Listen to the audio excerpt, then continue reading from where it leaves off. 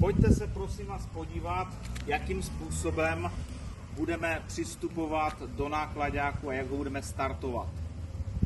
Řidiči, kteří rozšiřují na Bčka, mají bohužel spoustu zlozvyků, které se tady potom špatně uplatňují, působí těm lidem komplikace a hlavně, co je potřeba si uvědomit, že ten náklaďák není zvětšené osobní auto, ale že některé systémy tam fungují jinak.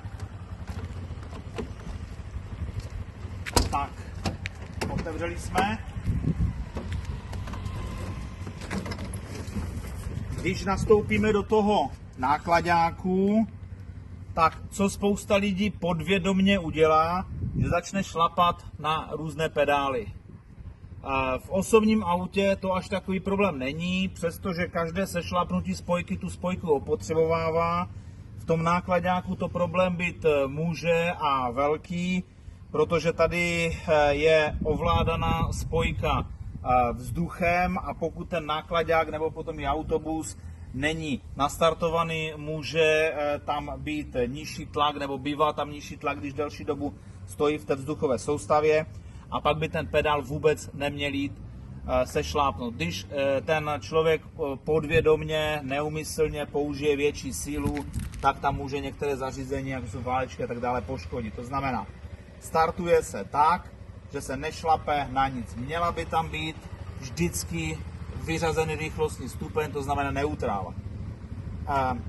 Jestli se chci přesvědčit vědomě, tak nebudu s tím takhle kvedlat, ale pouze můžu zkusit jednoduchým tahem doprava nebo doleva, jestli tam opravdu mě to takhle pustí.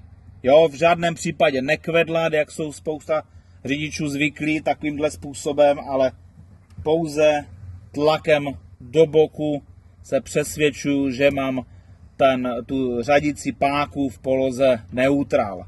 Jo, mělo by to tam působit proti tomu tahu. Tak, při tom startování otočím klíčkem do první polohy, ve které se mi sepnou kontrolky a čekám, až většina těch kontrolek přestane svítit, nebo tady v tom našem případě to přestane pípat a pak bez toho, aniž bych na cokoliv šlapal, bacha, nešlapeme na plyn, v žádném případě nestartujeme s plynem, protože tímto poškodíme další zařízení ve vozidle, jako je například katalyzátor výfukových plynů. Nedělá se to dneska už ani u osobních aut, lidi to mají ještě jako zlozvyk z nějakých karburátorů, takže toto nedělat. Jak to máme v této situaci, jednoduše nastartovat. Ten zvuk, který tam slyšíme, znamená právě to, že tam není v té vzduchové soustavě dostatečný tlak toho vzduchu a musíme počkat, až se nám ten tlak zvýší. Tady máme budíky, až to bude potom někde u běžných vozidel mezi 8 a 10 může být i víc a tady u tohoto DAFa přestane vydávat tento zvuk.